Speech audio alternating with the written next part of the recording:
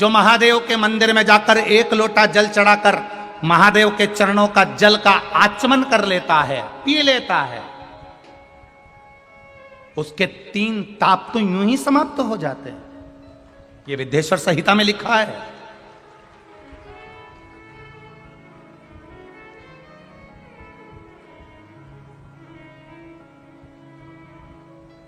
मेरे देवाधिदेव महादेव के पास में जो भी सामग्री रखी है वो कोई साधारण सी नहीं है। शिव जी के पास में अगर सर्प भी रखा है तो वो भी कीमत वाला है, एक डमरू भी रखा है तो वो भी कीमत वाला है, एक त्रिशूल भी रखा है वो भी कीमत वाला है। मेरे शंकर भगवान के पास में जो भस्म रमी हुई है वो भी कीमत वाली है। और जब शिव जी से लगी हुई भस्म की कीमत हो जाती है, शिव जी के शरीर से लगे हुए मृग चर्म की कीमत हो जाती है, शिव जी के शरीर से लगी हुई एक बेलपत्री की कीमत हो जाती है, शिव जी के शरीर से लगे हुए एक गंगा की धार की कीमत हो जाती है, शिव जी के शरीर से लगी हुई एक मट्टी की कीमत हो जाती है, शिव जी के शरीर से लगे हुए एक पुष्प की कीमत हो जाती है। तो जो शिव जी से लगा रहता है उस मनुष्य की कीमत भी मेरा भोलेनाथ बढ़ा देता है। वो कीमत बढ़ाने वाला मेरा देवाधिदेव महादेव है। वो कीमत बढ़ाने वाला मेरा शंकर, मेरा ओघड़ी, मेरा दातार, मेरा दयालु, मेरा शिव है। जो परमात्मा से एक बार लग गया, जो शिव तत्व तक पहुंच गया, जो शिव महापुराण की कथा में या शिव मंदिर तक, शिवालय तक पहुंच गया, उसको परमात्मा ने पकड़ कर रखा है। हमारा भारत देश कोई साधारण सा देश नहीं है। पूरे दुनिया के लोगों को इस भारत देश पर गौरव होता है।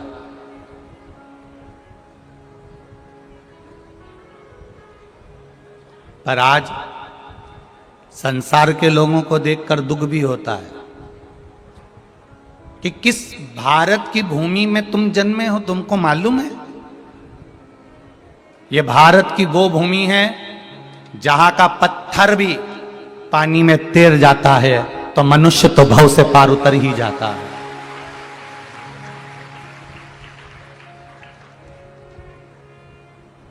दुख उनको देखकर होता है जो भारत की भूमि में जन्म लेने के बाद भी कहीं ना कहीं किसी ना किसी रूप में दुख भोग रहे होते हैं, कहीं ना कहीं कष्ट भोग रहे होते हैं, कहीं ना कहीं पड़े हुए होते हैं।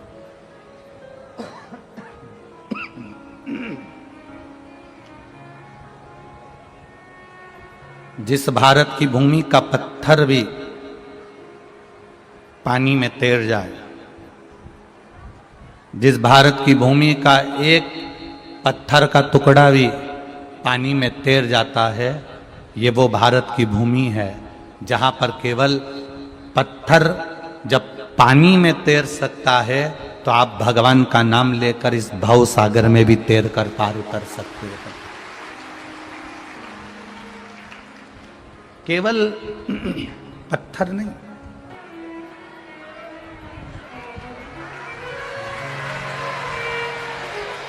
अब जैसे ये शिवलिंग रखा है, आपने जल चढ़ाया, अब जल आप यहां से चढ़ा रहे हो तो धीरे धीरे धीरे धीरे चढ़ाएं जिससे छींटे बाहर ना, यहां तक छींटे रहे ना, जलाधारी तक चलेगा, बाहर ना गिरे। और एक बात का स्मरण रहे, यदि बेलपत्री, फूल, पत्ती जल चढ़ाने के बाद ये सब अगर नीचे गिर जाए, जलाधारी पर गिर गया या नीचे उतर गया, तुम्हारा पूरा जल चढ़ जाए, तुम्हारे पास में चंदन नहीं है, अबीर नहीं है, गुलाल नहीं है, कुछ भी नहीं हो, तो भी अपने हाथ की 3 उंगलियों से रेखा 3 खींचकर और फिर जो माला आदिकादिक भगवान की रखी थी उसी से भगवान का वापिस पूरा श्रृंगार कर कर फिर वापिस आइए, भगवान को पूर्ण श्रृंगार।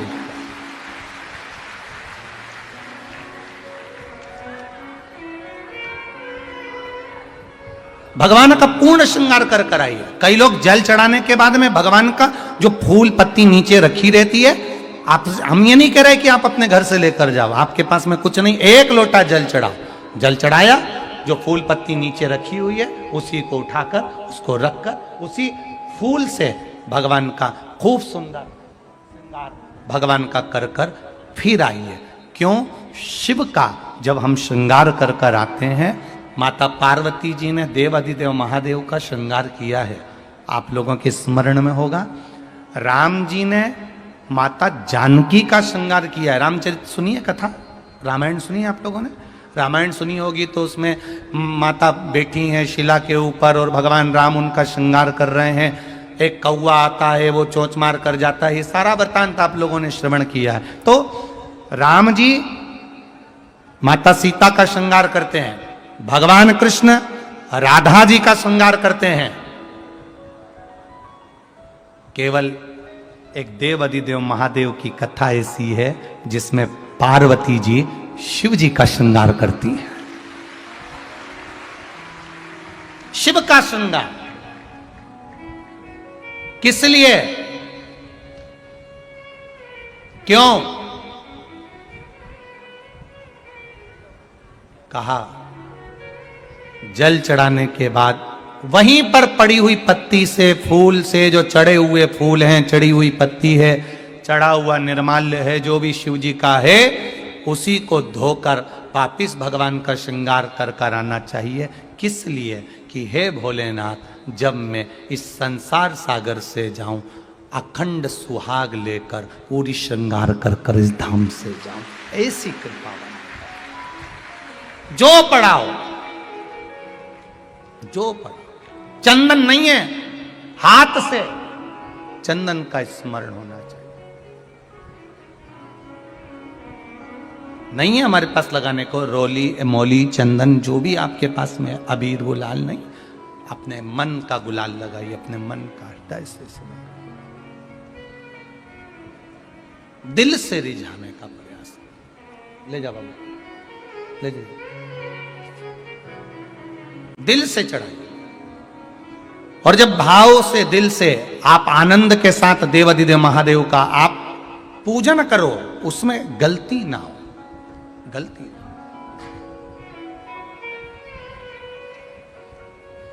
देखिए, पितरों की 3 बेटियों को श्राप लग गया। श्राप क्या लगा? तुम्हें पृथ्वी पर जाना पड़ेगा, मृत्यु लोक में जाना पड़ेगा, और तुम्हें मृत्यु लोक में जन्म लेना पड़ेगा। मृत्यु लोक में जाना पड़ेगा और तुम्हें जन्म लेना पड़ेगा। अब दुख आ गया। पितरों की बेटियां, इन्होंने पूछा हमारा भी कल्याण हो और पितृलोक में जितने पितर आए उनका भी कल्याण हो। जो अधोगति में, जैसे हमारी गति बिगड़ी है, हम अभी युवान अवस्था में हैं, आपको चोट लगी, आपने हमको श्राप दिया, मान लो कोई अधोगति में प्राण छोड़कर चला जाता है, उसका उद्धार कैसे हो? सनकादि ऋषि से पूछ रही है, आप कृपा करो, आप दया करो।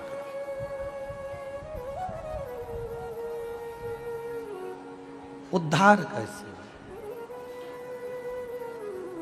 महाराज,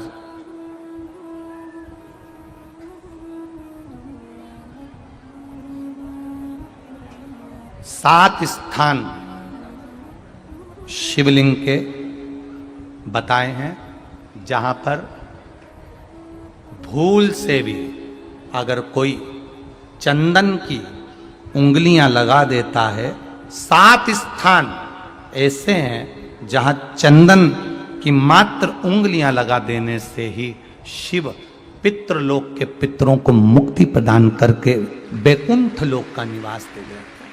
7 स्थान।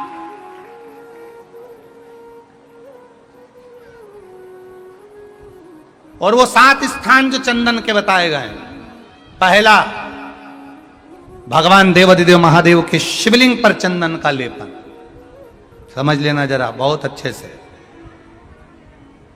आपको लगता है स्वप्न में कोई मुर्दे दिख रहे हैं, या कोई जल रहा है, या कोई मर रहा है, या कोई चला गया है, ऐसा भय लगता है।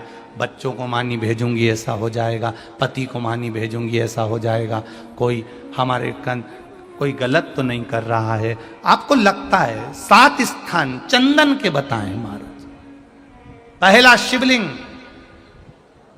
दूसरा जहां गणेश जी का स्थान है, मालूम है ना सबको, जम के बोलो जरा, मालूम है ना सबको, जहां गणेश जी का स्थान है वहां अलग से गणेश जी बैठे, वहां नहीं, शिवलिंग में जलाधारी के ठीक सामने राइट में गणेश, लेफ्ट में कार्तिकेय, बीच में अशोक सुंदरी।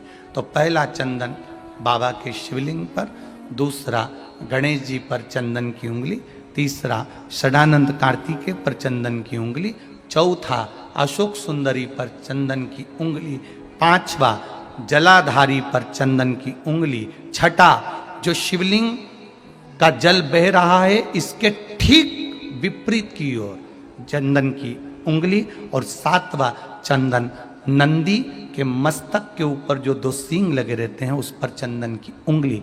ये कब लगाई जाती है? या तो अमावस्या के दिन आपको लगता है कि हमारे पूर्वजों का उद्धार नहीं हुआ, हमारे पूर्वजों का कल्याण नहीं हुआ, कहीं अधोगति में कोई चला गया है, उसका बस एक बार। मेरे भोले बाबा ने किया क्या? मेरे शंकर भगवान सारे देवताओं के साथ रहते थे, पर मेरे शिव जी अपने आप को बदल लेते थे, अपने आप को बदल।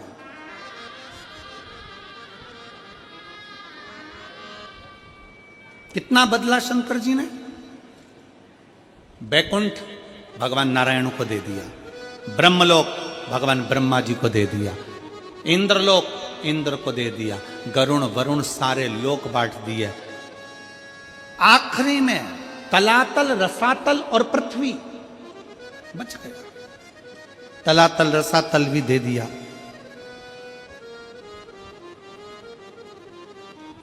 फिर पूछा इस पृथ्वी का भार, इस पृथ्वी का देव किसको बनाया जाए? शंकर भगवान को देने के लिए कोई लोक नहीं बचा था। ध्यान देना जरा कथा की ओर, आपका स्मरण रहे। भगवान विष्णु को वैकुंठ दे दिया गया, ब्रह्मा जी को ब्रह्मलोक दे दिया गया, सारे लोक सबको बांट दिए गए, आखिरी में शंकर भगवान को देने के लिए कोई लोक नहीं बचा था। तब शंकर भगवान से पूछा गया कि अब केवल एक लोक बचा है, वो मृत्यु लोक है, वो पृथ्वी है। मृत्यु लोक का देव आप बन सकते हो? भगवान शंकर ने पूछा ब्रह्मा जी से, आप पृथ्वी के देव क्यों नहीं बनना चाहते? ब्रह्मा जी कहते हैं पृथ्वी पर इतने सारे जीव जन्म लेंगे, जलचर थलचर मक्खी खटमल ये सारे जन्म लेंगे, मनुष्य जन्म लेंगे, जानवर जन्म लेंगे, पक्षी जन्म लेंगे, पशु जन्म लेंगे, इन सबको कौन संभालेगा? ब्रह्मा जी कहते मैं नहीं। इनका दर्द कौन देखेगा? इनका दुख कौन देखेगा? कौन संभालेगा?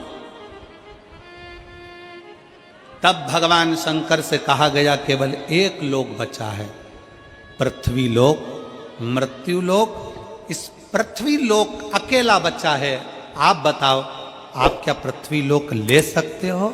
शंकर भगवान ने कहा, शिव जी बोले, भगवान शंकर बोले, भगवान देवाधिदेव महादेव बोले, मैं पृथ्वी लोक ले नहीं रहा हूं, मैं पृथ्वी लोक नहीं ले रहा हूं।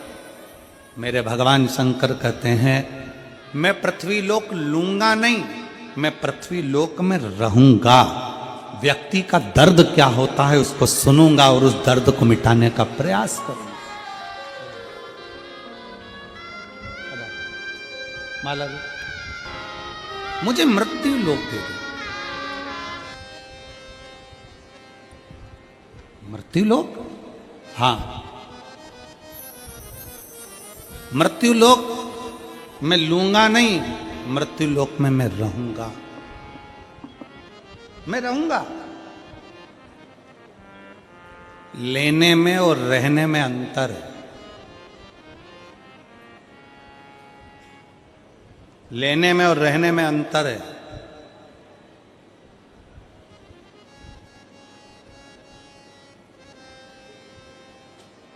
लेना क्या होता है? ए भैया कुर्सी दो ना जरा सा, मेरे को बैठना है। तुमने उससे ले ली, बैठे, छोड़ दी, कहां गई? किसने देखा? 2 बजे से 5 बजे तक कथा होती है। 5 बजे आप उठकर जब जाओगे, पीछे पलट के नहीं देखोगे कि तुम्हारी कुर्सी का हुआ क्या, पर कल सवेरे जब आओगे वापिस तैयारी में लगे रहोगे, मैं तो कल यहां बैठी थी, ये तो मेरी जगह है, ये कुर्सी तो मेरी है, ये तो मेरा स्थान था। क्यों जीजी, जब तेरा स्थान था तो रात को घर क्यों नहीं ले गई? ये तो मेरी जगह है, ये कुर्सी तो मेरी है। इसको कहते हैं लेना। और रहना किसको कहते हैं? रहना किसको कहते हैं? बिना टेंशन के। कमल देवांगन जी को देख लो, उनके परिवार को देख लो, यजमान होने के बाद भी अपनी जमीन है तो फिर टूटेगा नहीं। जिस भारत की भूमि पर पत्थर तैर जाते हों, उस भारत की भूमि पर मनुष्य का तैरना सहज है। पत्थर तो निर्जीव है, पत्थर तो निर्जीव है। जब वो पानी में तैर रहा है तो आपका भजन, आपका स्मरण, आपका कीर्तन, आपका मंत्र जाप, आपका चढ़ाया गया एक लोटा जल, शिव जी को जो आप समर्पित कर रहे हो, भगवान को जो आप चढ़ा रहे हो एक बेलपत्र, या भगवान का जो मन से गुणगान कर रहे हो, ये कोई खाली जाने वाला नहीं है।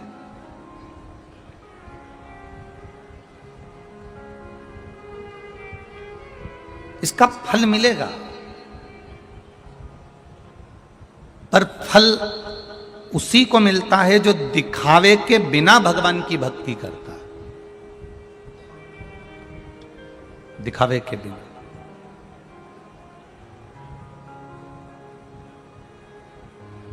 खाली न जाता कोई दर से तुम्हारे, खाली न जाता कोई दर से तुम्हारे, मैं भी खड़ा हूँ नंदे पाहे पसारे, अपने हृदय से लगा लो, लगा लो, गिरा जा रहा हो, उठा लो, उठा लो, प्रभु अपने दर से अब तो हटा लो, गिरा जा रहा हो, उठा लो, उठा लो। शिव कथा कह रही है, भगवान शंकर का संवाद कह रहा है, शिव महापुराण की कथा कह रही है। आपका विश्वास दृढ़ होना चाहिए, आपका भरोसा पक्का होना चाहिए। जब तक विश्वास दृढ़ नहीं होगा, भरोसा पक्का नहीं होगा, तब तक परमात्मा के मिलन नहीं हो सकता।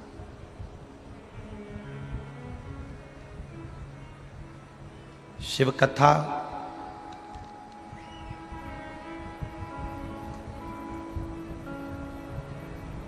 माता पार्वती जी ने शिव जी की जो भक्ति करी है, माता पार्वती जी ने जो भगवान शंकर की अविरल भक्ति को धारण करा है, किसी के एक बार तुमरुका जी से जब बात हो गई, तुमरुका जी ने जब समझा दिया, तुमरुका जी ने जब कह दिया, तुमरुका जी जब समझा दिए, डीले कम कर लो, तुमरुका जी जब समझा दिए हैं, तुमरुका जी जब कह दिए हैं, तो उसके बाद माता पार्वती जी से फिर कोई गलती नहीं हुई है। फिर माता पार्वती जी से कोई गलती